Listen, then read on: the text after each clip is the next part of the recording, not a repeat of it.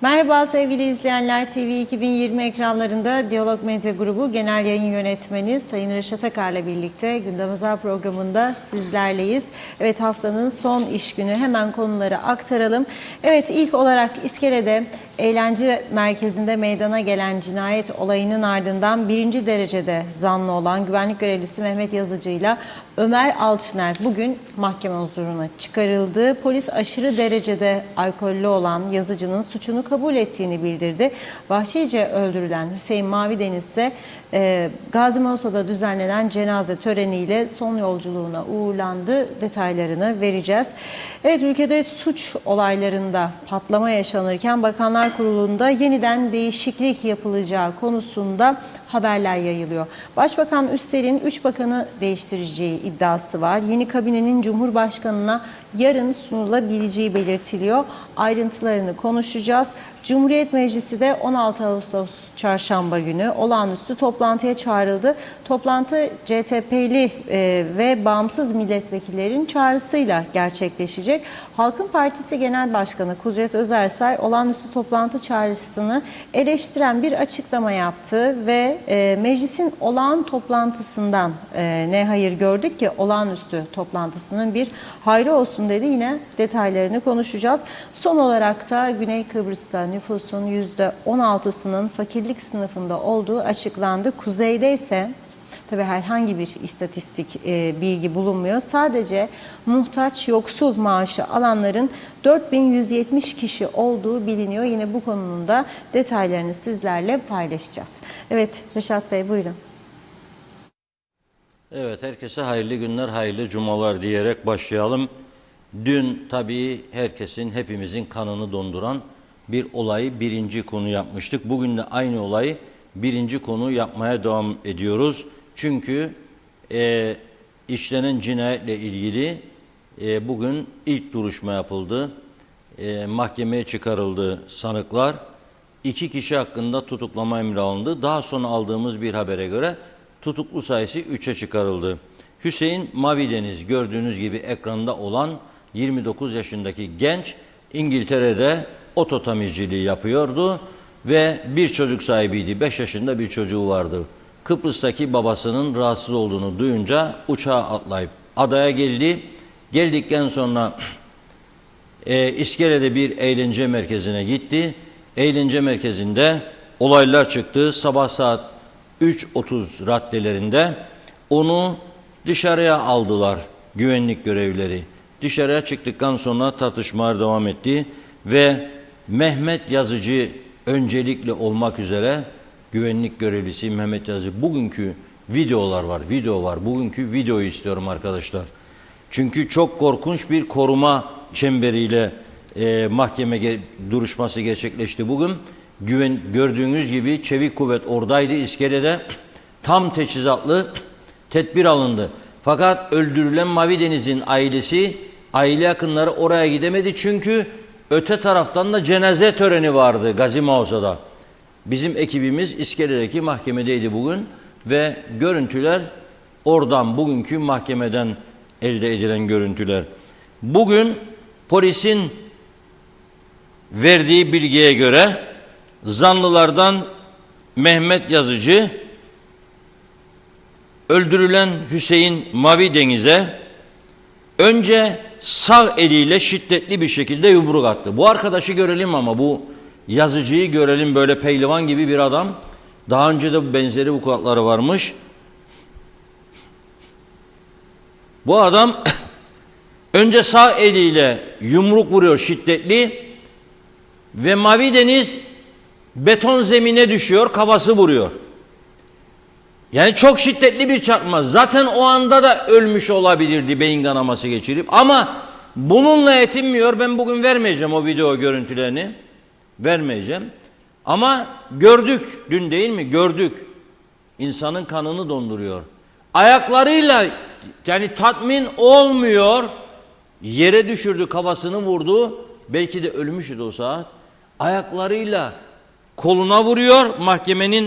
Mahkemede polisin verdiği bilgiye göre söylüyorum. Kafasına yerde yatır vaziyette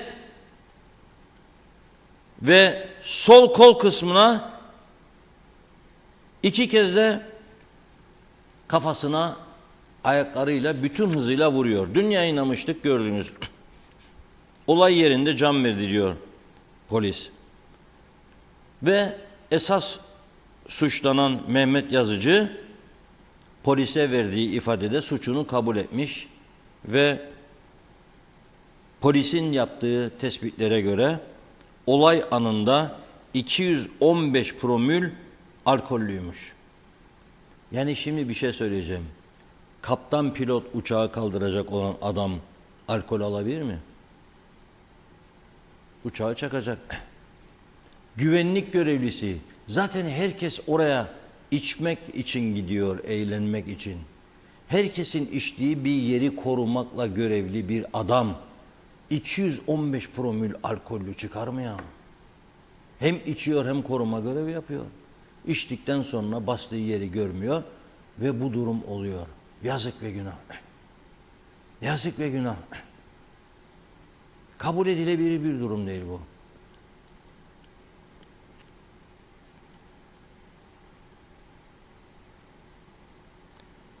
İşletme içinde başlayan kavgaya karışan Hasan Yazıcı'nın yanı sıra Cüneyt Gökkaya da ciddi darp suçlamasıyla bugün mahkemenin huzuruna çıkarıldı. Zanlıların işletme içinde başlayan ve cinayetle sonuçlanan kavganın taraflarından biri olduğunu belirterek polis soruşturma maksatlı süre talep etti. Mahkeme de polisin talep ettiği 3 günlük süreyi verdi. Yani pazartesi günü yeniden mahkeme vardır. Bu arada önceki gece gözaltına alınan 8 kişiye ise dava tebliği yapılarak serbest bırakıldığı açıklandı. Bu 2 tane tutuklama var ancak akşam üzeri aldığımız bir bilgiye göre program öncesinde tutuklu sayısı 3'e çıktı. Şimdi böylesi bir hunharca cinayet sonrasında KKTC mahkemeleri nasıl bir ceza verebilir? Şimdi bunu da araştırdık program öncesinde. Güvendiğimiz avukat arkadaşları aradık. Müebbet hapislik öngörülüyor diyor cinayet. Müebbet hapisliğin tarifine de baktıklarında 40 yıla kadar hapislik diyor. 40 yıla kadar hapislik öngörür. Yani oldukça ağır bir cezası vardır bunun. Her yıl 3 ay iyi hal bağışlaması var. 10 yılda 30 ay, 20 yılda 60 ay, 40 yılda 120 ay. 120 ay, yani 10 yıl bağışlama, düşme şansı vardır ama avukat arkadaşlar da diyor 40 yıl zaten vermez diyorlar yani mahkeme. Çünkü hafifletici nedenler sıralayacaklar. Diyecekler ki işte o arkadaş da gürültü çıkardı, oradakilerini rahatsız etti, dışarı çıkardık, laf dinlemedi bilmem ne. Laf söylediği veya şunu yaptı, bunu yaptı, tahrik etti falan. Bu 40 yıl olarak olmaz diyorlar yani çok büyük bir ihtimalle. Yargının durumuna karışamaz tabii. Neticede mahkeme karar verecek buna. Ama böylesi ağır bir suçta verilebilecek en yüksek ceza müebbet hapislik, onunla tarifi 40 yıl. Ve bu güvenlik görevlisinin geçmişte de benzeri vukuatları olduğu halde nasıl bu görevi yapmasına KKTC makamları göz yumdu? Bunun bir denetleyicisi yok mu? Kaymakamlıklar, ne bileyim savcılık makamı, polis örgütü, bunların bir denetleyicisi yok mu? Benzeri suç işleyen, yani adam döven veyahut da ne bileyim gerilim yaratan insanlar nasıl görev yapabilir? Onu anlamak zordur. Bu arada şunu söyleyeyim. Başbakan Ünal Üstel Bey şu anda Cumhurbaşkanlığında kabinede revizyona gidilmesi bekleniyor. Yani değişim, yine değişim. Aslında çok uzun bile süre bile dayandı başbakan. Daha önce alıştık ya, her ay 2 ayda bir, 3 ayda bir kabine değişirdi. Şimdi 1,5 yılı buluyor, yani 1 yılı geçti, en azından 15-16 ay oldu. Bugün değişiklik için Cumhurbaşkanı'na gitmiş. Haber alır almaz sizlerle paylaşacağız. Şimdi biz bu konuyu tamamlayalım. Şimdi bu konu oldu değil mi? Böylesi bir olay oldu. Ne beklersiniz siz? Normalde gerçek yasal bir devlet düzeninde ne olması lazım sizce? Yani oldu bitti maşallah ne yapalım gece kulübü eylemi. Dikkat etsin herkes kavga etmesin gittiğinde gerilim yapmasın mı yoksa derhal bütün üst düzey makamları oturup bir olağanüstü toplantı Cumhurbaşkanı, Başbakan, İçişleri Bakanı Ankara'da, Başbakan kabine değişiminde, Cumhurbaşkanı gezip fotoğraf çekiyor. Bugün de gençlik kampını ziyaret etmiş. Onun fotoğrafları var.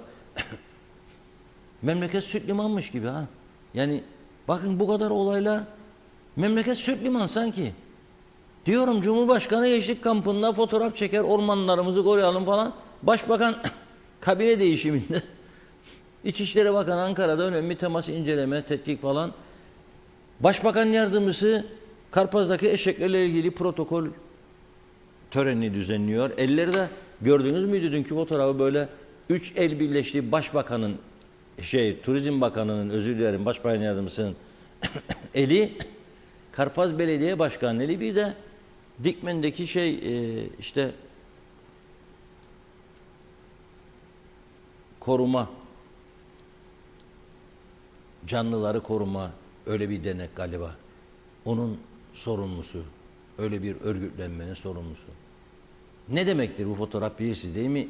Elimizi taşın altına koyduk. Bu eşekleri adam edecek. Diğer bakanlar, bakmayanlar, diğer bakanlar nerede?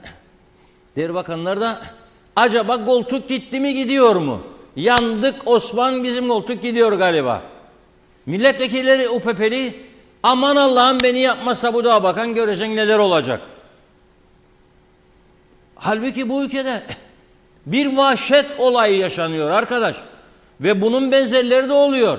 Geçen hafta İranlı karısını komaya sokacak kadar dövdü gene İskele'de. Geçen hafta İskele'de 2 tane işçi zavallı gaz yüklü kuyunun içine indirildi ve öldürüldüler. Öldüler demeyeceğim, öldürüldüler. Fakat yabancıydı onlar diye hiç kimsenin umuru olmadı ha. Yani birinin akrabası, arkadaşı falan değil ya bir partili, üst düzey yetkilisinin yakını.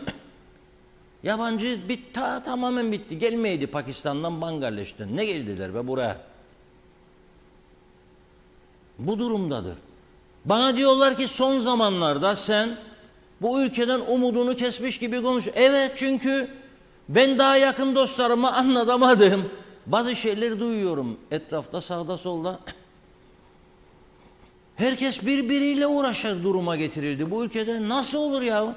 100 sene senaryo hazırlasalar bu kadar olamazdı bu durum. Nasıl oluyor? Böyle bir şey iddia gördüm. Ya bu olamaz yani böyle bir şey. Ama oluyor bu ülkede. Ya üst düzeyde bu ülkenin en üst düzeydekiler oturup arkadaş durun ya bir dakika. Nereye gidiyor bu ülke? Bu ülke turizm ve üniversiteler ülkesidir. Yani ben turisti huzursuz etmeye hakkım yoktur. Bu turistler buraya güvenlik olduğu için geliyorlardı. Şimdi ben bunları ürkütmemeliyim. Bu ülkede bunların yaşanmaması için ne yapmam lazım?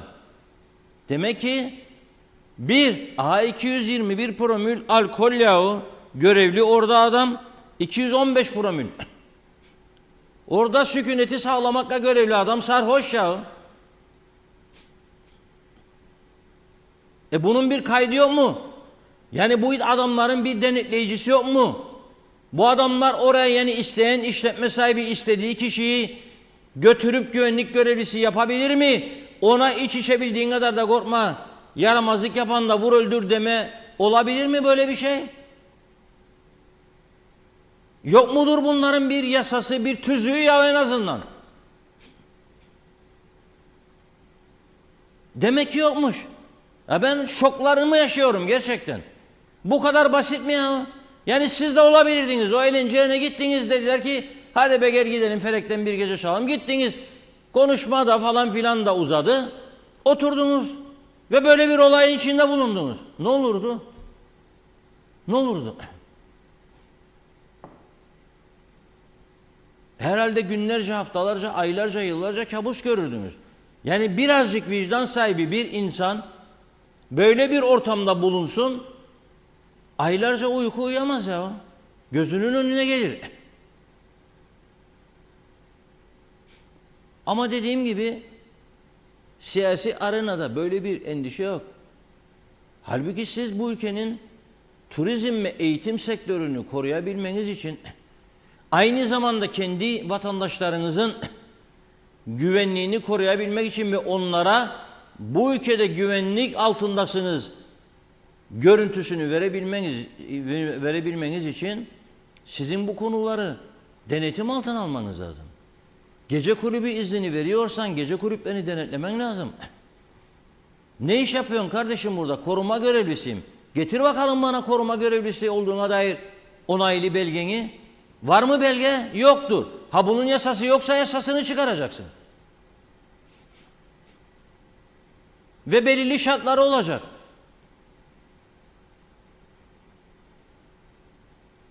Ama hiçbir şey de yok. Nitekim bugün Yayın Yüksek Kurulu Başkanı geldi sağ olsun. 2 yönetim kurulu üyesiyle. Mutluluk verici gelişmelerden de söz etti bana. Web TV'leri kayıt altına 2 tanesi sadece gelmeye dedi. Bir soru sorayım size dedim. Yani kayıt altına aldık derken ismini yazdınız, bilirsiniz şu gayet yapar.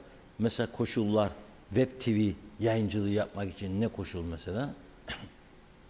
2 kişi çalıştırması lazım dedi bana. Mesela kamera kaç tane olması lazım dedim. 2 kişinin kameramanı falan Web TV'dir ama çekim mi yapacak değil mi arkadaş? Mesela stüdyosu falan dedim. Maalesef dedi bu geçirilen tüzükte bunlar yoktur dedi. Ha yani 2 kişi geldim mesela Web TV. Yarın sabahleyin mesela 100 tane Web TV kurayım. Diyalog'da 20 kişi 10 tane kurayım. 2 Diyalog TV'de. Gazeteyle beraber 20 tane kurayım. Her 2 kişinin adı bir Web TV. 20 tane Web TV başlayayım sıralamaya. Pasadembo TV, Bumbar TV, Şeftali TV, Uykuluk TV, Ciğer TV. Gideyim mi Moliya TV tam zamanı şimdi. Devam edeyim. Kokoreç TV, Balık TV. Ne? İsim çok. Nasıl olur? Yani onun için ben bazen artık böyle isyan etme noktasına geliyorum. Bu ülkede iyi şartlarda yaşamak istiyoruz. Halkımızı iyi şartlarda yaşatmamız lazım. Bin bir cefa çekmiş olan bu halk bu kadar güzel bir ülkede mutlu ve huzurlu yaşaması lazım. Anneler, babalar çocukları bir eğlence yerine giderken gözü arkada kalmaması lazım. Acaba oğlum yolda sağ selim gidip gelecek mi? Acaba çocuğum bu eğlence yerinden sağ selim dönecek mi? Ya benim çocuğumu da kandırırlar da verirlerse çek bir tane de bir şey olmaz diyerek de çektirirlerse da benim çocuğum ne yaptığını bilmezse de bir kavgaya da tutuşursa anneler babalar gidip barların, gece kulüplerinin, diskoteklerin önünde nöbetçi mi tutacak ya ama? Kurala bağlamak lazım bunu. Demek ki hiçbir konuda kural yok, tutar bir durum da yoktur. Enteresan bir ülke olduk. Tabii bugün olay çıkmaması beni mutlu eden bir olaydır ama muhabirimize sordum, buradan ekip gönderdik İskele'ye. Çevik kuvvetler ihbar aldığı için orada müthiş hazırlık yaptı. Şimdi bu öldüren ve zanlı değilim 2 zanlıyla ilgili orada olay olacak diye. Bu defa ne oldu? Ama aile cenaze töreni olduğu için cenazeye gitti. Hüseyin Mavideniz'in ailesi. Bu tarafta çok şükür bir olay olmadı. Ama pazartesi o 3 gün süreyle ilgili yeni bir duruşma olacak. Yine tabii bizim arkadaşlarımız orada olacak. Pazartesi günü bizler de sizi gelişmeler hakkında aydınlatmaya çalışacağız.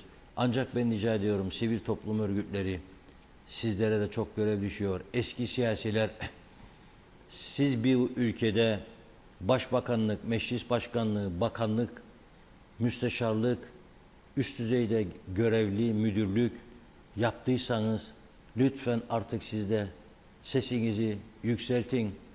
bu insanlara yol göstermeye başlayın. Deyin ki bunu yapmanızı istiyoruz. Bir özel inisiyatif oluşturun. Gidin kapılarını çalın. Sizi görmezse görmek zorundadırlar. Bey eski meclis başkanı, bir eski başbakan gidecek de görmeyecek olur mu? Arkadaşlar biz bu kadar sene ülke yönettik. Ama şimdi biz de rahatsızız bu ülkenin geldiği noktadan. Ne olur şu önerimiz vardır. Mesela işte başlayın buradan. Herkes önüne gelen güvenlik görevlisi olamaz. Şiddete meyilli insanlar olamaz. Sağlık kurulundan geçmesi lazım. Bir de onun suça meyilli olup olmadığını Barış Ruh ve Sinir Hastanesi'ne gönderdiklerinde çıkarabilirler ortaya. Psikiyatristlerin kontrolünden geçmesi lazım. Alkol yasak olması lazım görev başındayken. Bunun gibi adımların atılması şarttır. Geç bile kalındı diyorum ben. Buyurun Funda Hanım. Mesajlara başlayalım. Mustafa Özcan'ın mesajı var. İlk kaçırmadan okuyabilirsek. İzah olmayan şeyin mizahı olur demişler. Maalesef tabelası olan ama içi boş bir ülkeyiz. Yöneten dediklerinin hepsi sadece birer sembol. Aynen mağazalardaki cansız mankenler gibi. Senin vatandaşın katlediliyor, öldürülüyor, tık yok. Bu olay Aynapa'da olsa Şehitler Haftası'nda attığınız nutuklar gibi yangında kül bırakmazdınız demiş Mustafa Bey. Ramazan Deniz, iyi günler olsun muhteşem ikiliye sevgiler.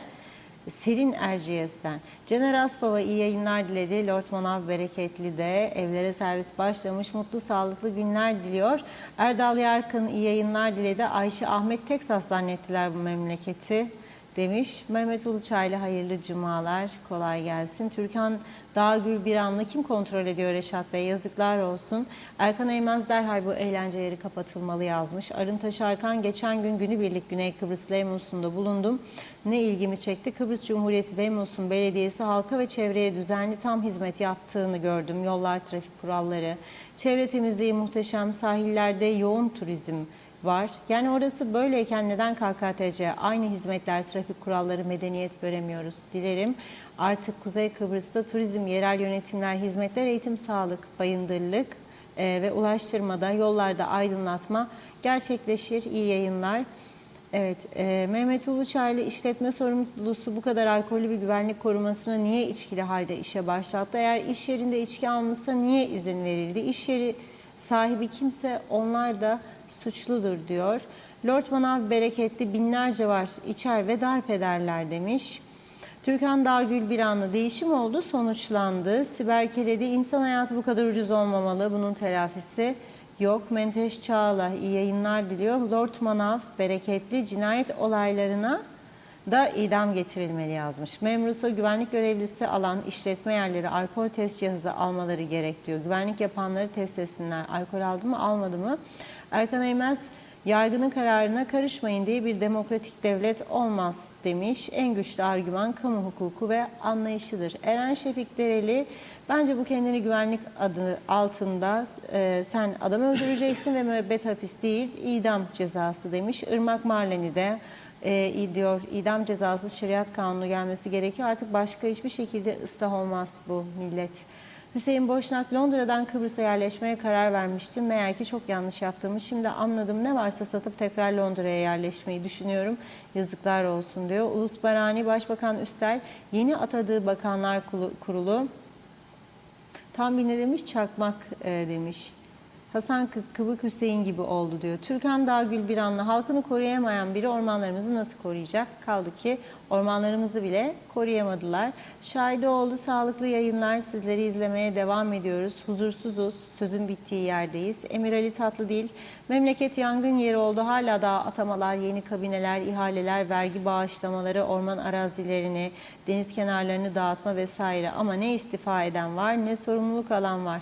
Irmak Marleni sallandıracaksın bunları diyor. Dikili Taş Meydanı'nda bakalım bir daha suç işlemek için teşvik ederler mi yazmış. Ömer Efendi insan hayatı bu kadar ucuz olmamalı. Ömür boyu hapislik versinler. Çok yazık oldu. Şafak Demi Hoca iyi yayınlar diledi. Hüseyin Aktu Mausa'dan selamlar. Maalesef olayları esef ve şiddetle izleyip takip ediyoruz. Böyle kavgada hunharca canice adam dövüp öldürmek kanımızı dondurdu.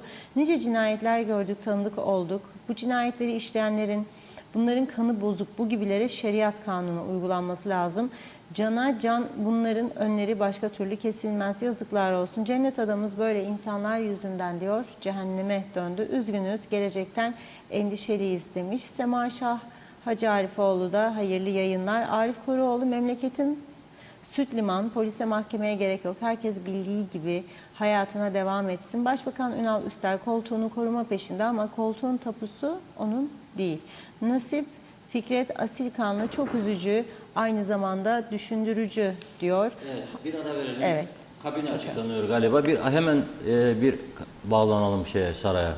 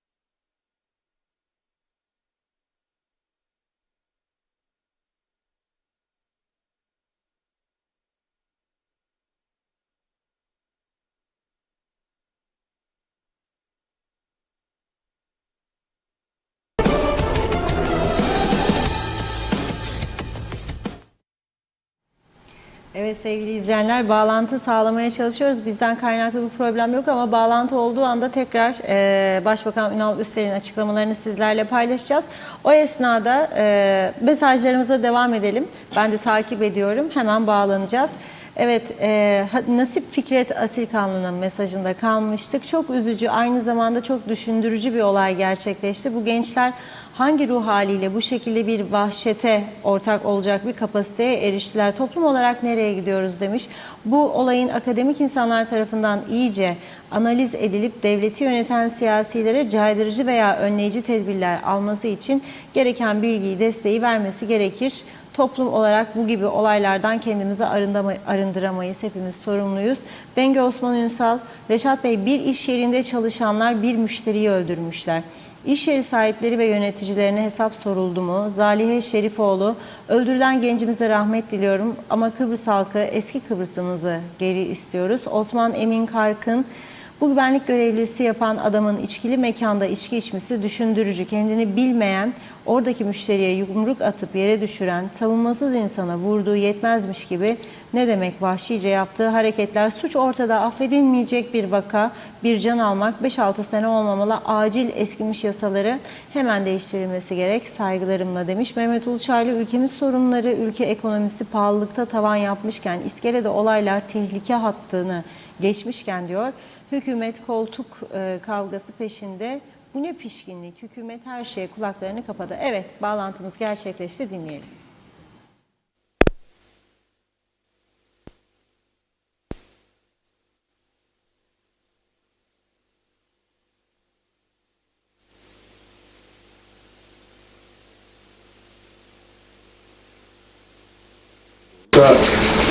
Vallahi ses kalanı yer.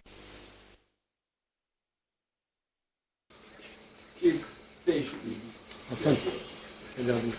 Ulusal Birlik Partisi benimle birlikte 24 milletvekili ibadet ediyor. bütün milletvekillerinde bakanlık yapacak o birikim mevcut. Buradan hepinizin malını üzerinde bir koalisyon ve ulusal birlik partisi 8 bakanlığın dolayısıyla geri kalan arkadaşlarımız Cumhuriyet Meclisi'nde çalışmalarına devam ediyor. Günü geldiği zaman kabineler nasıl bugün değişirse değişebilir. Bunun geçmişte örnekleri çoktur. Bir dönem içerisinde 3 veya 4 kere kabinede değişikliği olduğunu gözlemlemiştir. Bizim bugün yapacağımız kabine değişikliğinde 4 yeni arkadaşımızı görevlendiriyoruz. Bir arkadaşımızı da görev değişikliği yapıyoruz. Bugüne kadar benim ile birlikte çalışan bakan arkadaşlarıma gösterdikleri performanstan dolayı hepsine yürekten teşekkür ediyorum. Yeni aldığımız arkadaşlarımızla birlikte halkımıza hizmet etmeye devam edeceğiz. Ülkemiz hizmet istiyor. Ülkemiz istikrar istiyor. Bu doğrultuda çalışmalarımıza daha da hız vereceğiz. Bugün ben yeni kabine değişikliğini Cumhurbaşkanı Sayın Ersin Tatar'a sundum. O da büyük bir nezaket gösterip kabinemizi onaylamıştır. Kendisine de yürekten teşekkür ediyorum. Yeni kabine üyelerimizi sizlerle ve halkımla paylaşmak istiyorum. İçişleri Bakanı'na Dursun Oğuz getirildi.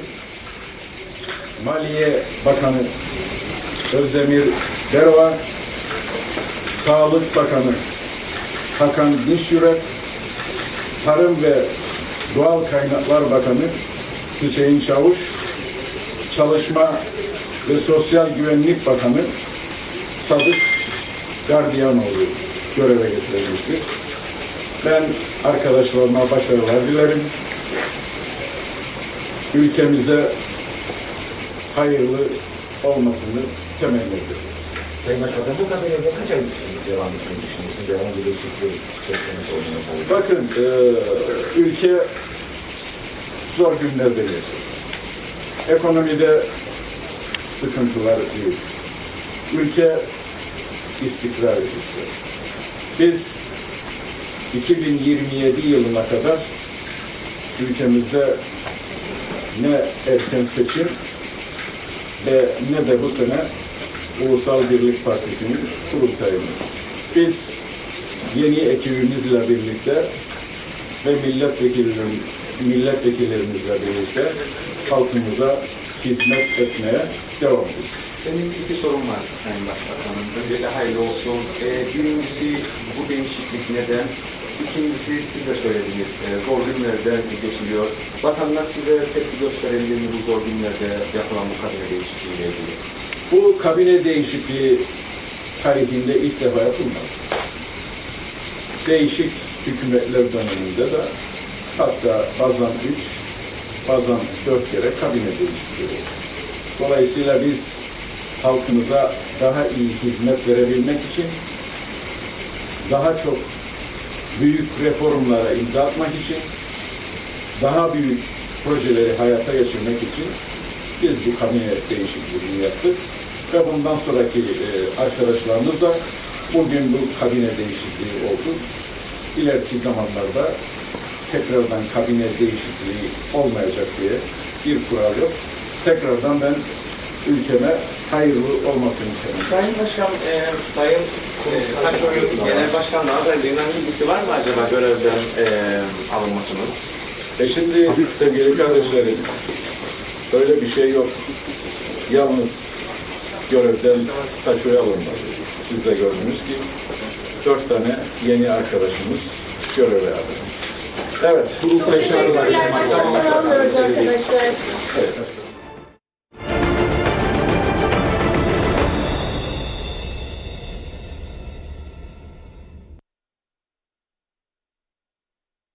Evet. Cinayeti bırak, kabineye bak. Öyle diyor. Mesaj o yönde. Cinayeti bırak, kabineye bak. Programa girerken bir ön hazırlık yapmıştık.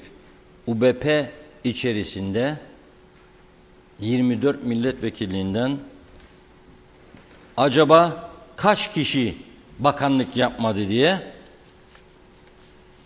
Düşünün, 24 milletvekilinden sadece 7 kişi bakanlık yapmamış. Yani 17'si bir şekilde kısa veya uzun süreli bakanlık yapmıştı. Şimdi sesler kötü. Çünkü başbakan oraya giderken Cumhurbaşkanlığına medyaya haber vermedi. Bizim haberimiz olmadı. Başka yerlerden duyduk. Sadece devlet televizyonu haber verdi. Devlet televizyonunda gördüğünüz Cumhurbaşkanı sarayından bir naklen yayını yapamadı doğru dürüst. Yani siz bize 10.000 dolar ayda uydu parası ödediyorsunuz. Biz burada yasal bir şekilde personel istihdam ediyoruz. Vergimizi, sigorta, sosyal yatırımlarını yapıyoruz. Bizi hiçe sayıyorsunuz, bize haber vermiyorsunuz. Bizim naklen yayın aracımız var. Haberimiz olsaydı oradan biz pırıl pırıl yayın yapabilecek durumdayız. Ama bize haber vermediler.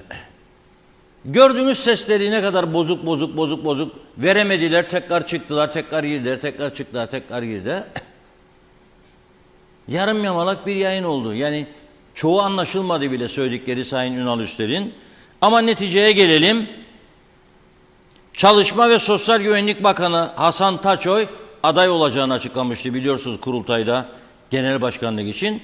Görevinden alındı, yerine Sadık Gardiyanoğlu getirildi. Tarım ve Doğal Kaynaklar Bakanı olan Dursun Oğuz en şanslı UPP milletvekili. En şanslı. Her kabinede mutlaka bir görevdedir. Ya oradadır ya burada. Ya ondadır ya bunda, helvacının kızındadır diye bir söz var ya. Dursun Oğuz UBP'nin parlayan yıldızı devamlı. Her kabinede bir görevdedir. Mutlaka. Onu bir şekilde tutuyorlar, bilmiyorum. Yani herhalde güçlü destekçisi vardır. Tarım Bakanlığı görevinden alındı, İçişleri Bakanlığı'na getirildi. Ve öyle bir dönemde oldu bu değiş tokuş. İçişleri Bakanı da Ankara'da yoğun temaslar yapar, anlaşmalar imzalar şu anda. Ziya Öztürkler şu anda Ankara'da 3 günden beri görüşmeler yapar, ziyaretler yapar, anlaşmalar imzalar. Bir anda görevden alınıyor, Dursun Oğuz getiriliyor. Aslında adam kayırmak gibi olmasa ama bana göre kabinenin en başarılı isimlerinden biriydi Ziya Öztürkler. Dıştan gözlemlediğim kadarıyla görevden alındı. Yerine Dursun Oğuz tarımdan oraya geçti. Dursun Oğuz'undan boşalan Tarım Bakanlığı görevine de Hüseyin Çavuş Kelle getirildi. Eski Çiftçiler Birliği Başkanı. Sağlık Bakanı İzlem Gürçağ Altuğra görevinden alındı. Yerine Hakan Dinçürek getirildi. Maliye Bakanı Alişan Şan görevinden alındı. Yerine Özdemir Berova getirildi. Şimdi Özdemir Berova'yı ben Eğitim Bakanı olarak çok düşündüm. Geçmişte yaptı diye bu görevi. Veya Sağlık Bakanı çünkü doktordur. Doktor Özdemir Berova. Şimdi Maliye'ye getirildi. Yani nasıl oldu bilmiyorum. Hayırlı uğurlu olsun diyorum sadece. Bu durumda hiç bakanlık yapmayanlardan 3 kişi daha Sadık Gardiyanoğlu, Hakan Dinçürek, Hüseyin Çavuşkelle, onlar da kabineye girmiş oldu. Bakanlık görevi koltuğuna oturuyorlar. Bu durumda hiç bakanlık yapmayan 4 kişi kalıyor. Son sözünü söyleyeyim. Sayın Ünal Üster'in başbakanın ileride kabine değişimi olmayacak diye bir durum yoktur diyor. Yani onlar da gelecek. Çünkü bütün arkadaşlarımız diyor, hepsi bakanlık yapabilecek düzeyde, kalitededir. Onun için Emrah Yeşilırmak üzülmesin, Ahmet Savaşan üzülmesin, Yasemin Öztürk Hanım üzülmesin, Hasan Küçük üzülmesin. Bir süre sonra da onlar. Şimdi durumu iyi idare etsinler, başbakana yakın dursunlar. Bir süre sonra onlar. Tabii bu durum 2027'ye kadardaydı. Seçim yok dedi başbakan. Bu sene de olağanüstü, bu sene de kurultay yok dedi UPP. Gelecek seneymiş kurultay. Ama benim aldığım bilgiye göre imza toplayarak, ne kadar olduğunu bilmiyorum ama imza toplayarak UPP kurultayını bu sene çekme imkanı var. TÜZÜK bunu öngörürmüş. Ama kaç imza? O imzaları toplayabilecek mi Hasan Taçoy bilmiyorum. Böyle bir imkan var diyorlar. Başbakan da diyor kurultay gelecek sene diyor. Bu hükümet de diyor 2027'ye kadar görevde. Şimdi Sağlık Bakanlığı'ndan alındı İzdem Hanım. Geçen defa bile bakan yapılmadığında bayağı tepki koyduydu. Meclise gitmediydi. Zor ikna edilmişti.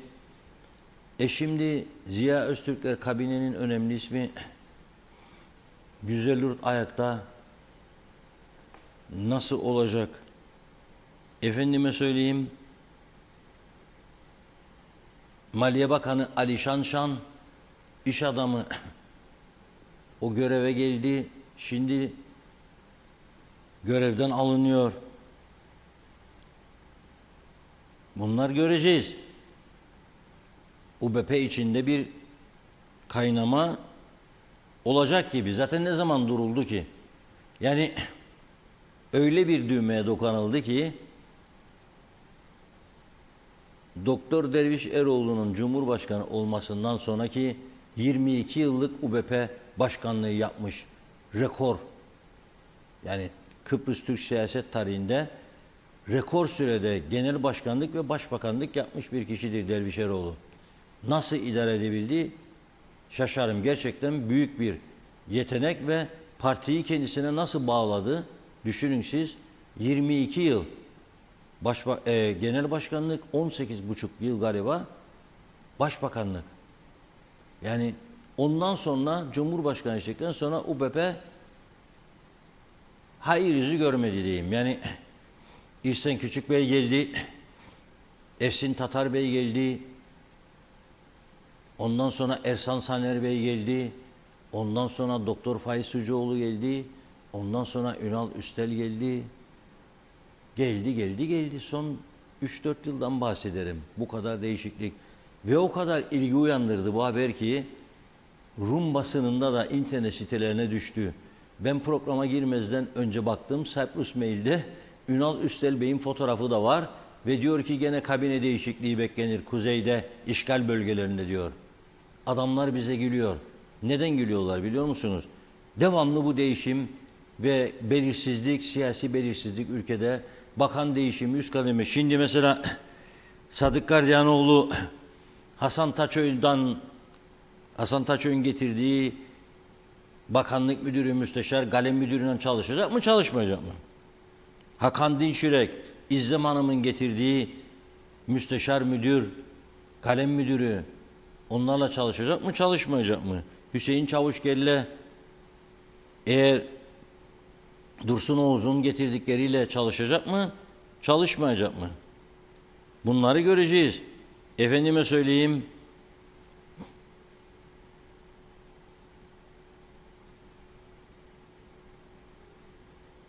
Doktor Özdemir Berova, Maliye Bakanlığı'nda Alişan Şan Bey'in getirdikleriyle çalışacak mı, çalışmayacak mı? Göreceğiz. Yani üst kademede de ciddi bir kıyım olabilir. Şimdi bu durumdan sonra. O yüzden devam edeceğiz. Bunları konuşmaya devam edeceğiz. Bence bu 7 milletvekili verdim ama bir milletvekili daha olabilir. Fırtına arkadaşımız Lefke'den. Onun adını görmedim. Benim önüme bu listeye arkadaşlar bir eksik verdi zannederim. Fırtına Karanfil. O da bakanlık yapmadı. Yani bu durumda 8'den 3'ü bakanlık yapmaya başlıyor. 5 tane daha var. 5 değişim daha lazım. Bir sonraki hükümete kadar. Ara ara Başbakan Ünal Üster bunları yapabilir. Evet, hayırlı uğurlu olsun diyorum. Yalnız 3 beklenirdi değişiklik ama daha köklü bir değişim oldu. 5 kişi. Bu Ulusal Birlik Partisi içerisindeki kurultay hazırlıklarını hızlandırır mı, hızlandırmaz mı? Önümüzdeki günlerde göreceğiz. Ama şunu söyleyebilirim. Bu değişim UBP içinde kolay kolay hazmedilebilecek bir değişim değildir. Yani bir kişi olsa anlarım, 2 kişi ama 5 kişi kabinenin yarısı değişmiş demektir. Yani herhalde bir takım gelişmelere önümüzdeki günlerde tanıklık yapacağız. Hele Dursun Oğuz Bey tarımı bilen birisi, köyden gelme, ormancılığı falan. Hele İçişleri Bakanı orada Ankara'da temas yaparken sen burada görevden alınıyor. Bakalım önümüzdeki günlerde bunları daha detaylı konuşacağız. Pazartesine kadar çok malzeme birikecek diye düşünüyorum. Buyurun Funda Hanım. Evet, çok mesajımız var. Giden de çok oldu. Bugün çok yoğun. Hepsini yetiştiremeyeceğiz ama diğerlerini okuyalım hızlıca. Zekiye Baş'ın mesajını görüyorum. İlk güvenliklerin madde kullanıp kullanılmadığına bakılıyor mu? Bu kadar gözleri dönmüşse bunu düşünebiliriz ki büyük ihtimal diyor. Bu cinayete teşebbüs değil, resmen cinayettir. Gülsün Karataş, daha önce de benim oğlumu bodyguardlar darp etti Reşat Bey. Oğlum haklıydı fakat karşı taraf bir milletvekili yeğeniydi. Polis aranızda öyle bir şey olmadı deyip olayı kapattılar yazmış. Aile Eylül Okutan, Allah rahmet eylesin, yazık bu ülke nereye gidiyor? İnsanlarımız ne hallere düşüyor? Olan ölene ve ailesine oldu. Hepimiz üzgünüz. Bu ülkede yaşayamaz hale geldik. Cezalar ağırlaştırılmalı. En ağır ceza verilsin. Irmak Marleni Honduras'tan günaydın Kıbrıs'ıma. Evet Reşat abim iyi yayınlar diliyorum size dedi. Rıfat Poyraz, bir kıvılcım parlıyor Mücahit'in içinde. Türklük ateşidir bu, yoktur dünya üzerinde. Lord Sigorta, aileler evinde huzursuz, çocuklar, gençler ortaokullara kadar indi demiş. Hüseyin Derici, cinayete kurban giden gencimize Allah'tan rahmet dilerken bir iskeleli olarak iskelenin adının hep güzelliklerle anılmasını dilerdim. Ancak büyüyen gelişen iskelede artık adımız her türlü pisliğin, yolsuzluğun, peşkeş yamayı beraberinde getirdi. Yabancı uyruklu insanların yuvası olduk, bitti memleketim, yapacak bir şey yok diyor. Hüseyin Koltan, doğru haberin adresi, iyi ki varsınız demiş. Emeğinize sağlık. Varnavas Hakan Panter, kaç ölü toprağa atılacak, yüzümüze de kendimize gelelim. Hiçbir sendika, sivil toplum, en önemli partiler ve hiç hükümetten ses yok. Mehmet Uluçaylı İskele de bunun gibi açık hava diskoları kapatılmalı. Her şey para değil. İnsanların, bölgede yaşayanların huzura ihtiyacı var. Sabaha kadar gümbürtü çekmeye hakkımız yoktur demiş. Tema Yavaş, Ozanköy'den selamlar. Mavi Deniz Allah rahmet eylesin, nur içinde yazsın dedi. Evet, Lord Sigorta, tüm festivallerde, açık pazarlarda polis memuru devriye atmalı diyor. Zehra Sencer Karpaz'dan sevgilerimle yazmış. Teşekkür ediyoruz. Abey Hüseyin, sosyal medyada evet bakanlarla ilgili isimleri paylaştık. Lord Sigorta, halk her zaman en büyük cevaptır vekillerimize de bakanlarımıza da. Ama parantez içinde demiş ki paradan sonra. Fevzi Mehmetçioğlu kolay gelsin. Nesya Samek, yıllardır duymadığım, görmediğim olaylar olmaya başladı. Kıbrıs'ta her zaman savunduğum ve bundan linç yediğim konu şiddete hayır. Ne isterse olsun dövmek çare değil. Bak çocuk ölmüş, görevli sen de cezaevine. Olay çözüldü mü? Yani yanlış davranışlar insanın hayatına mal oluyor. Şiddete hayır. Evet, Abey Hüseyin bakanların isimlerini paylaştı. Nazime Nalbant, gitgide neler oluyor diyor. Birbirlerine nasıl hakaret ettiler, zarar vermek için hiç iyi bir şey değil. Huzur, merhamet kalmadı. Eskiden ayıptır diye bir söz vardı. Komşu tavuğuna bile kış demezdik. Şimdi o güzel olan yıllarımızı çok arar olduk. Ne olur muhabbetler, sevgiler, iyilikler, merhametler her zaman olsun demiş. Şiddetler, kavgalar olmasın rica ederim, yazıktır diyor. Çok üzgünüm demiş Nazime Hanım. Hasan Yalınca, biraz da bunlar faydalansın. Gene devam. Varnavas Hakan Panter, evet daha canlı yayın yapamayan devlet televizyonu diyor. Eşit egemenlik derler.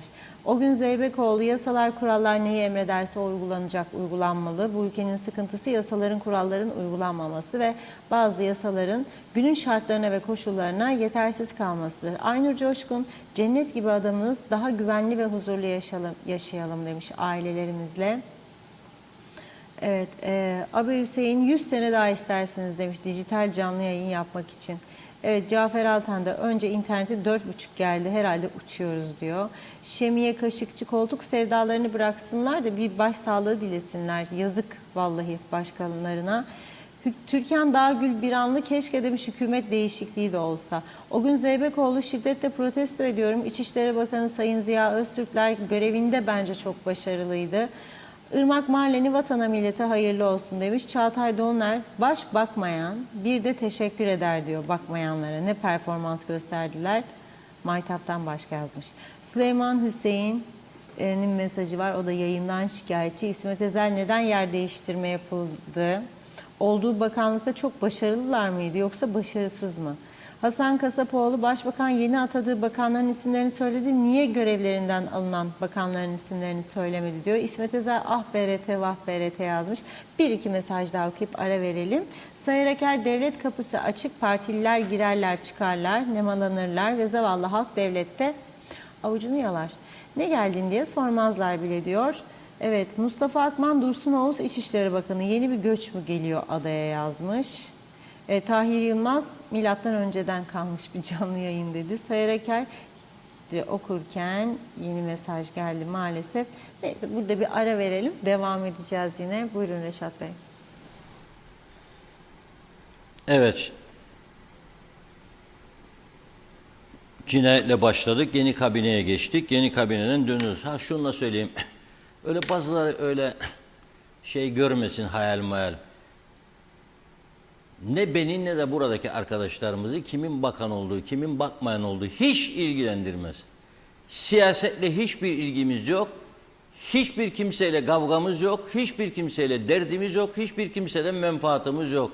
Bunu açık söyleyeyim de böyle sahte hesaplarla falan bana mesaj göndermeye çalışanlar var. Başka işle uğraşsınlar. Hiç kimse beni ilgilendirmez. Ama ben iyi gördüğüm adamın iyi olduğunu söylerim. Kötü olduğunu gördüğümde kötü olduğunu söylerim. Diğerleri için de kötü demedim. Ama yeni gelen Sağlık Bakanı'na buradan bir çağrı yapayım. Çünkü ben Başbakan'a aktardım bu konuyu.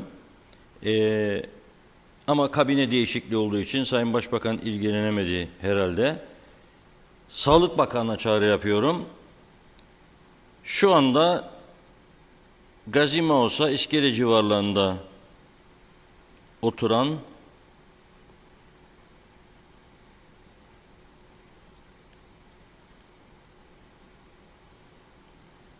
bir bayan vardır, hanım. Gerçekten sağlık durumu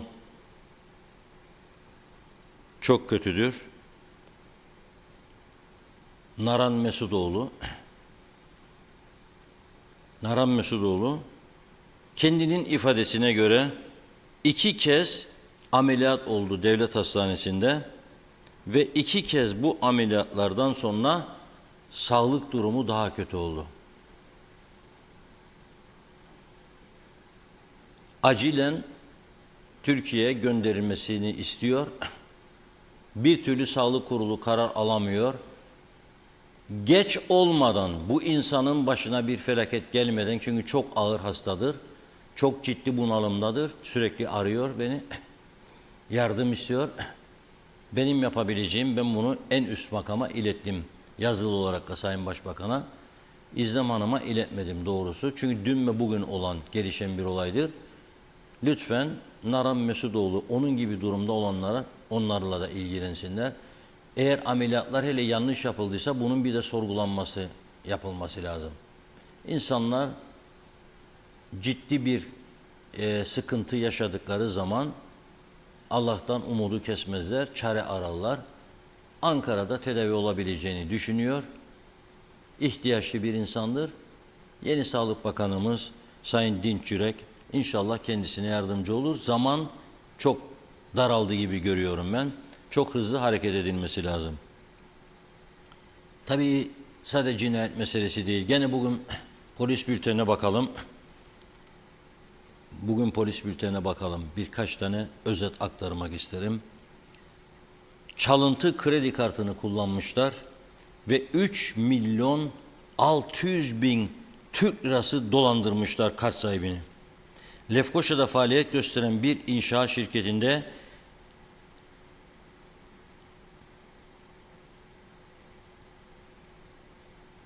İK kısa ismini veriyor. 50 yaşında çalıntı olduğuna inanan kredi kartı numara ve şifrelerini dolandırmak kastıyla kart sahiplerinin bilgisi ve rızası dışında elde ettikten sonra kendi iş yerindeki post cihazının mail order sistemi ile toplam 3.617.166 Türk lirası parayı sahtekarlıkla temin ettiği ve kart sahiplerine ait olmayan 8 sahte fatura düzenleyip bankaya vermek suretiyle tedaviye sürdüğü tespit ediliyor. Tabii ekonomik kriz arttıkça bunlar da artacak çok. Hazırlıklı olalım yani. Dört gözünü açması lazım insanın. Ekonomik kriz arttıkça bunlar çok olacak.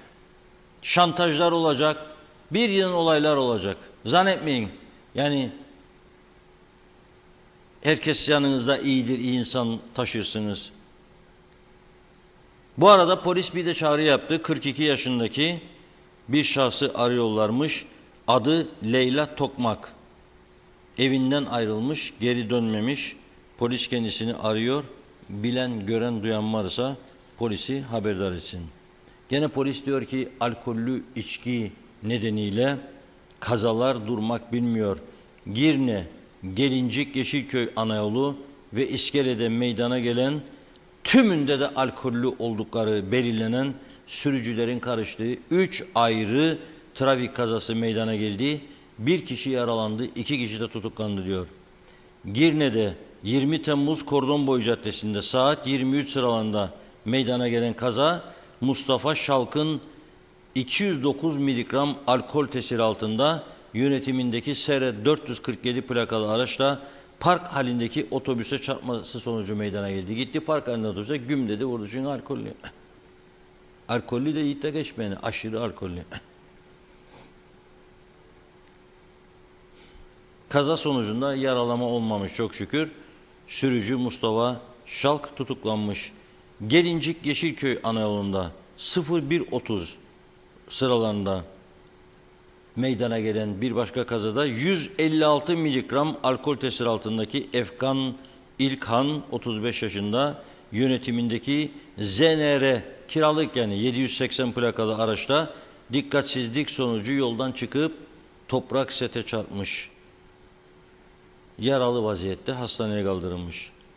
Yine dün 21 sıralarında İskele'de meydana gelen kazada İskele Balıkçı Barınağı park yeri içerisinde 376 miligram, 376 uçuyordu barut fıçısı. Şişe bir büyük şişe rakı kesin bitmiştir ya viski.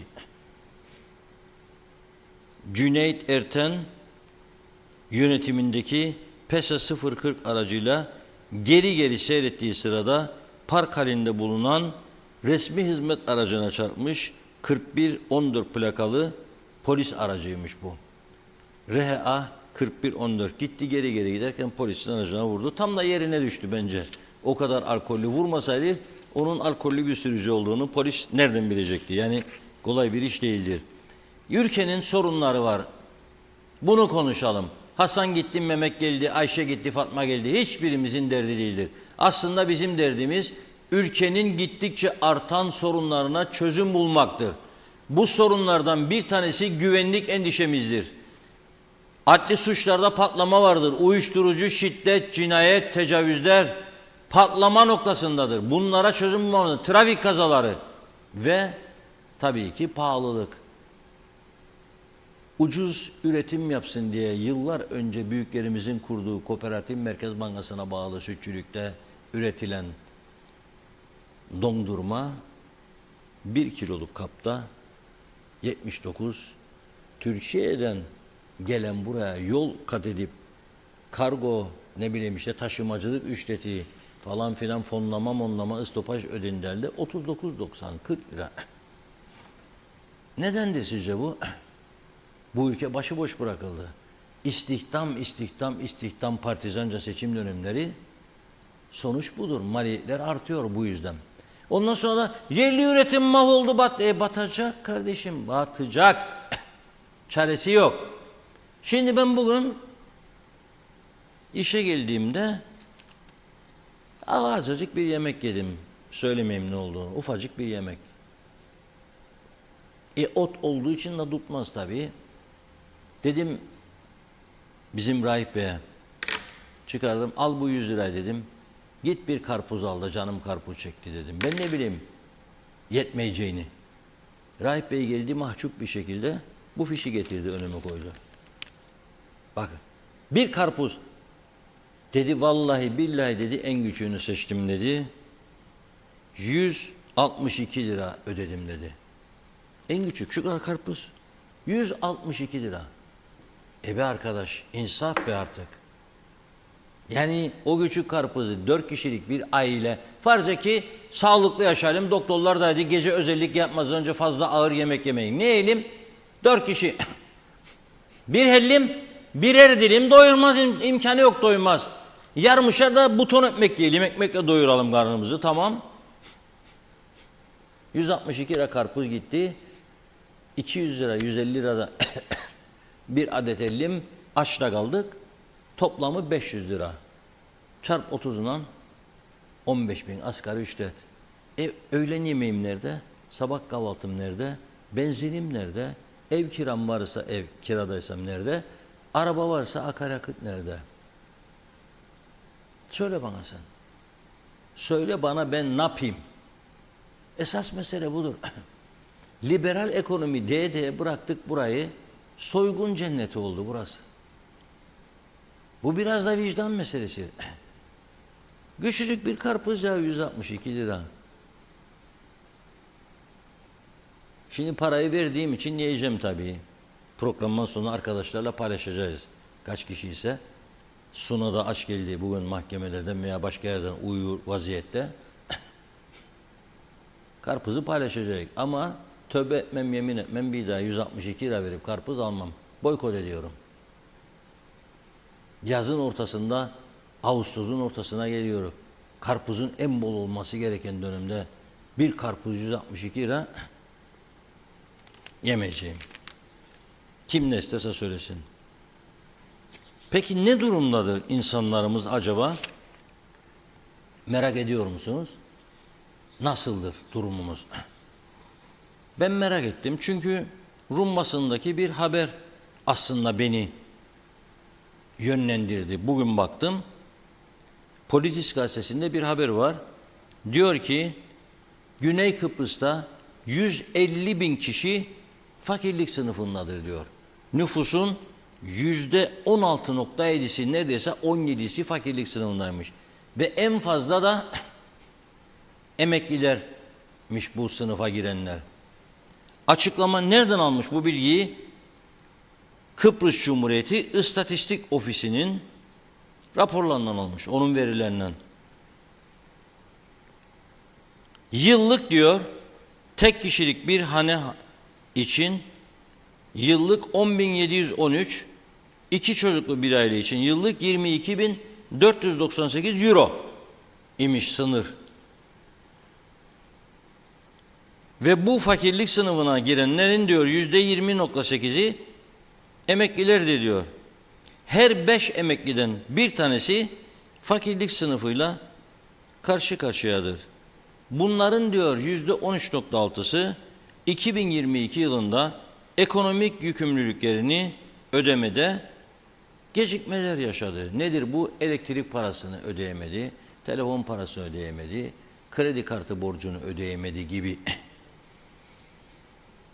Dedim ki acaba bizde durum nedir? Google amcaya sorarım, cevap yok. Kuzey Kıbrıs'ta kaç kişi fakirlik sınıfındadır? Nüfusun yüzde kaçı?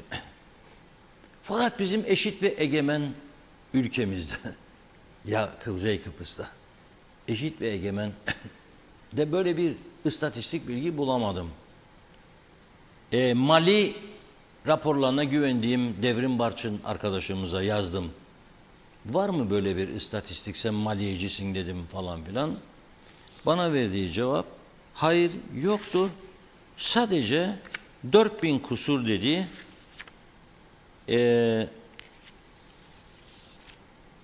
4000 kusur fakirlik, yoksulluk maaşı alan insan var dedi. Onu biliyoruz sadece. 4100 civarı. Ama devletin böyle bir istatistik bilgisi yok dedi. Tamam da şimdi nasıl eşit egemen olacağız? Yani her konuda böyledir durum. Şimdi biraz sonra bir de bizde kabine değişikliği, kabine kavgası yaşanır ya. Ve dedim ya biraz önce üst kademe yöneticiliği falan filan filan filan. Onlar da değişirse yandık ki değişecek. Gene bir güneyle bir mukayese yapacağım. Orada bir tartışma var şimdi. Son 2 günün tartışması. Bir bakanla üst düzeydeki bir memuru arasında sosyal medyada gündem oluşturan kavgayı az sonra bilginize getireceğim. Ama biraz mesaj okumak istiyormuş Funda Hanım. Öyle duyuyorum. Hemen. Fıstık öksürmesi lazım. Hafif öksürüyor, anlamıyorum. Çünkü ben daha çok öksürdüğüm için onun hafif öksürüğünü duyamaz oldum. Buyurun. Aslında ben hapşurdum ama neyse kısık sesli oldu. Hızlıca bakalım, Sayıreker'de kalmıştık. Hiçbir spor dalında şampiyon olamadık. Ancak pahalılıkta her sene dünya şampiyonuyuz dedi. Mehmet Uluçaylı yeni kabine hayırlı uğurlu olsun. Herkes böylece rahat bir uyku uyuyabilecek. Osman Yüce fasul çiftliği ye kürküm ye demiş. Birsen Yılmaz bence de İçişleri Bakanı çok çalışkan ve başarılıydı. Hiç değişmesi gerekmezdi. Çağatay Dolunay Reşat abi ne hayırlı olacak ne de uğurlu. Bütün peygamberler el ele verse KKTC'yi kurtaramazlar. Abi Hüseyin Eroğlu'nun kızından ne haber yazmış? Serhan Kolos. İçişleri Bakanı değiştirilmesi üzdü diyor. Değişiklik iyidir. İlk değil sonda olmayacak demiş. Gürkan Giritli memleket bitti seçim olsa ne yazar? Hüseyin Boşnak hepsi değişti. Hayret. Başbakan da değişseydi hepsi de başbakanlık yapmış olurdu diyor. Celal Harun bakanlık koltuğuna oturma yarısı mı yoksa yarış mı demek istedi herhalde, yoksa geçim derdi mi? Pahalılık her geçen gün daha fazla cep yakarken vatandaş nasıl geçineceği endişesi içinde düşünüp hesaplar yaparken koltuk sevdalıları nasıl oturacaklar? Hesapları içinde yeme içme toplantılar düzenlemekte. Süpermarketler, Celal Bey şöyle bir bakayım dedim, mesajın başı var sonu yok. Biraz özetleyeceğim izninizle. Diyor ki partiler eleştirilebilecek yüzlerim var demiş. Al birini vur ötekine diyor. Hele bir de kurultay seçim zamanı geldi mi demiş. Halkın geçim derdi unutturuluyor. Bencillik sürüp gidecek mi demiş bu düzensizlik. Kıbrıs sorunu çözümsüzlüğünü de hesaba kattığımızda iyimser olmak imkansızlaşıyor. Mutlu, güvenli, huzurlu, trafik kazasız, belasız günler geçirmeye bakınız en iyisi demiş. Siz ne yapsanız ne etseniz olacak olur, yine de olacak, unutmayınız. Öyle derdi eski insanlar. Bugün herkese sağlıklı, huzurlu bir yaşam dilerim. Evet, 4 sigorta, güzel yurt Lefke ve bayan vekiller protesto etmeli. Lefke'ye bakanlık verilmedi. Güzel yurt bakan yok. Neler hep Mausa İskele bölgesi. Evet, Mehmet Uluçaylı Eğitim Bakanı iken bakanlığı bırakıp kaçan Berava nasıl olur da hiç anlamadığı Maliye Bakanı olur. Demek bizim vekiller pek marifetlidirler. Oytun Andaş iyi yayınlar demek istedi. Abi Hüseyin İstanbul'da yaşayan Hüseyin Bey'i unuttunuz diyor. Halkın milyonlarını harca harca bitiremiyor yazmış. Zalihe Şerifoğlu kim isterse atansın atasözüne ne demiş? Fasulyenin yahnisi gider gelir. Aynısı. Lord Sigorta bakanlıktan alınıp başka bakanlığa atanması bir bakanı halk gözünde hata yapmış, başarısız olmuş olur dedi. Ve yine Lord Sigorta Ziya hocamıza çok yanlış yapıldı. İyi insandı, sözünün eridir, verdiği sözleri tutan bir abimizdir. Gaye Kök gözümüz aydın, yeni kabine sorun çözmeye devam edecek. Yeni kabine gene kaldı e-devlet dedikleri, hep işlere baştan yeni gelenler diyor. O zamana kadar biz ahvah çekmeye, kendi başımızın çaresiyle kendimize bakmaya devam demiş. Mehmet Uluçaylı iskeleyi yabancıların ele geçirmesine ramak kaldı diyor. Çok sıkı önlemler alınması lazım. Evet, Lord Sigorta Çiftçiler Birliği Başkanı adil bir bakan oldu. Hayırlı olsun Hüseyin Çavuş abimize. Zeliha Adaman'ın yayınlar diliyor. Arif Koroğlu, Ünal'ın vadesi doldu yazmış. Hala Akyollar, Mavi Deniz'e Allah rahmet eylesin ailesine sabır dileklerini iletti. Ahmet Ulubay, yabancıların mülk alması yasaklanmazsa Rusların, İranlıların kiracısı olacağız diyor. Sayar Aker, hep laf, dondurmam kaymak gibi. Arıntaş Arkan, Kıbrıs sorununda bir an önce iki lider masaya oturmalı yazmış. Garantör devlet ve Birleşmiş Milletler'in huzurunda iki bölgeli federal Kıbrıs çözüme kalıcı barışa varılmalı. Son olarak Yunus Gildir de yine zamlar hayırlı olsun dedi. Evet, buyurun Reşat Bey.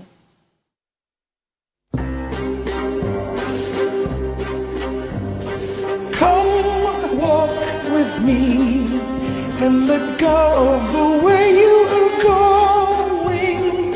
Come talk to me and I'll tell you what's really worth knowing. Life's much too good, my friend. Don't let it end.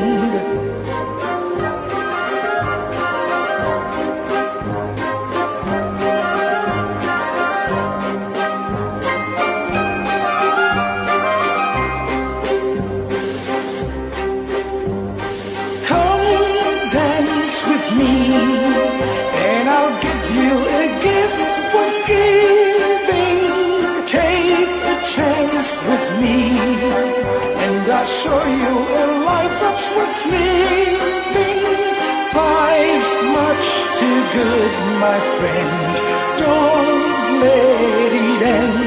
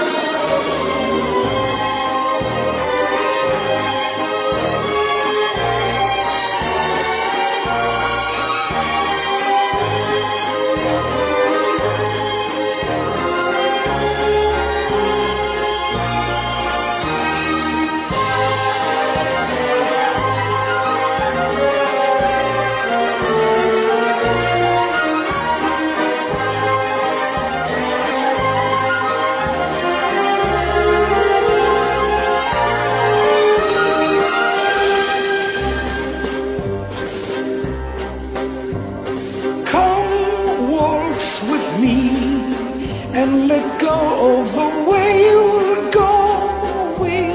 Come talk to me, and I'll tell you what's really worth knowing. Life's much too good, my friend. Don't let it end.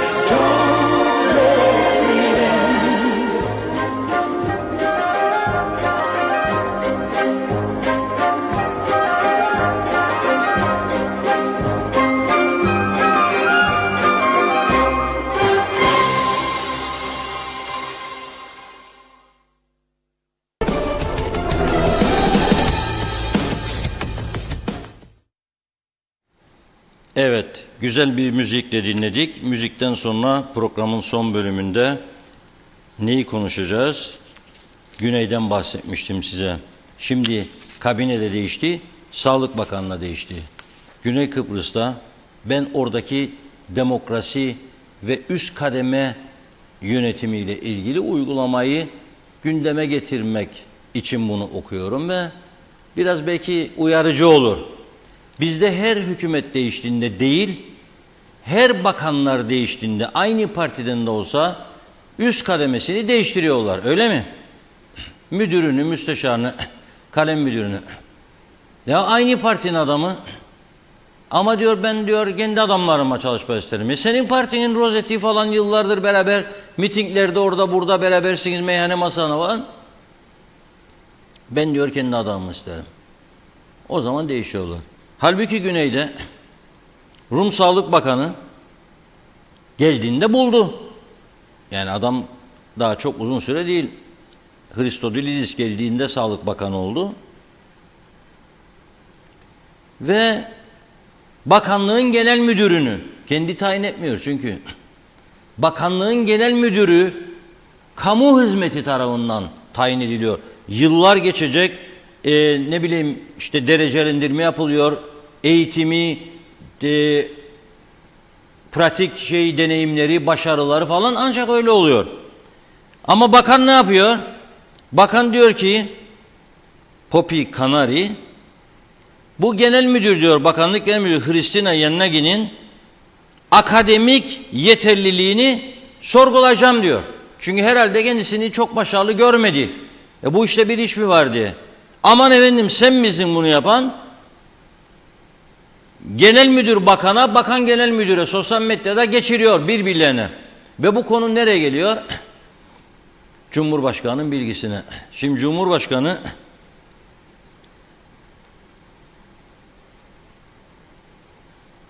15 Ağustos'un hemen ardından ikisini de saraya çağırma kararı almış. Ya bakanı ya genel müdürü görevden alacak. Bakalım nasıl sonuçlanacak bu durum. Aradaki farkı söylüyorum. Bizde bakan geldiği zaman aldım seni görevden der, yazar kağıdını götürür Bakanlar Kurulu'na verir, resmi gazetede yayınlanır alır. Getirdim şunu der, yazar, götürür verir, onaylanır. Durum bu kadar basit. Durum bu kadar basit. Ama onlar akademik kariyerine bakarlar, ondan sonraki başarılarına, çalışmasına, performansına hepsini birleştirirler de ondan sonra yükselir. Belirli hizmet yılları geçtikten sonra. Ama bizde öyle değildir. Ben bunu okudum, bilinmesi açısından okudum ve son bir haber daha gene onlardan okuyacağım. Şimdi bizim Kıbrıs Türk tarafından devamlı bahsederken hani Bakanlar Kurulu kararıyla elektrik kurumuna 10 milyon dolar borçlandırıyorlar. 12 milyon dolar borçlandırıyorlar. Toprak Ürünleri Kurumu için Bakanlar Kurulu kararıyla bu kadar borçlandırma diyorlar. Ben de devamlı soruyorum buradan. Tamam siz karar alıyorsunuz, borçlandırıyorsunuz da sizin şeyiniz nedir? Teminatınız nedir? Yani bu borçları ödeyemeyecek duruma geldiğinizde nasıl ödeyeceksiniz? Sizin bilmediğimiz döviz stoklarınız mı var? Kaç milyon dolarınız var stoklarda? Sıfır. Peki altın rezervleriniz? O da sıfır. Altın rezervi diye bir şey yok. Eğer işte diyorum eşit egemen devlet olmak istersen, bir, polisini onun gibi modern seviyeye çıkaracaksın, teknolojik olarak güçlendireceksin. İki, eğer başarılı olmasını istersen, eşit olmak istersen, yollarını onun gibi modern Avrupa yolu yapacaksın. Eğer o turist çekmek için yaptığı tanıtım kampanyalarını görerek sen de o şekilde başarılı olacaksın. Sen askerlikte nasıl yapırsa o eşit, herkes er olarak sen de onu uygulayacaksın. Doğru olduğu için söylüyorum, yanlış olsa eleştiririm. Ve sen devlet memurluğuna atamaları iki dudağın arasından çıkacak bir sözle yapamazsın. Onlar gibi belirli bir seviyeden geçtikten sonra ancak yapma zorundasın. Senin sağlık servislerin eğer yetersizse sağlık servislerini güçlendirecek adımlar atacaksın. devlete döviz ve altın rezervi kazandıracaksın. Güçlü olacaksın. Ordunun silah ihtiyaçlarını karşılamak için mali gelir sağlayacaksın.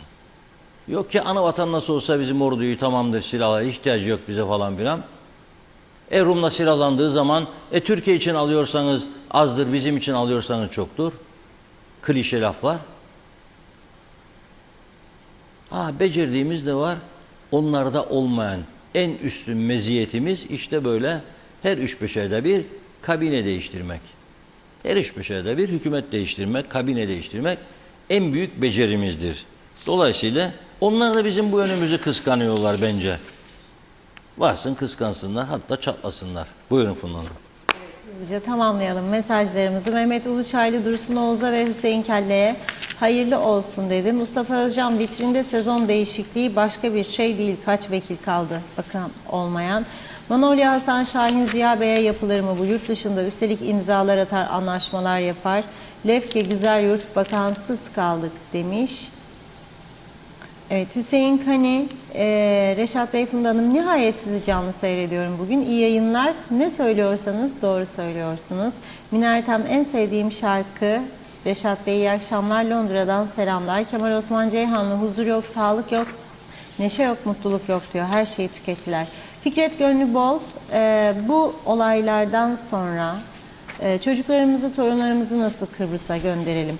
Mavi Deniz ailesine başsağlığı dilerim. Hayatını kaybeden kardeşimize Allah'tan rahmet diliyorum dedi.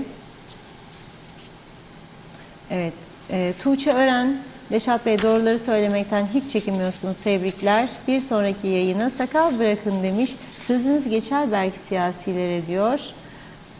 Bakıyorum, evet bunu da okudu. Zannediyorum tamamladım. Çok çok teşekkür ediyoruz. Son eklemek istediğiniz. Evet, Cumhuriyet Meclisi biliyorsunuz olağanüstü toplantıya çağrılmıştı. CTP'li 15 milletvekili ve 2 bağımsız milletvekili tarafından. Bugün Meclis Başkanı açıklama yaptı. Meclis olağanüstü toplantısı 16 Ağustos Çarşamba günü gerçekleşecekmiş.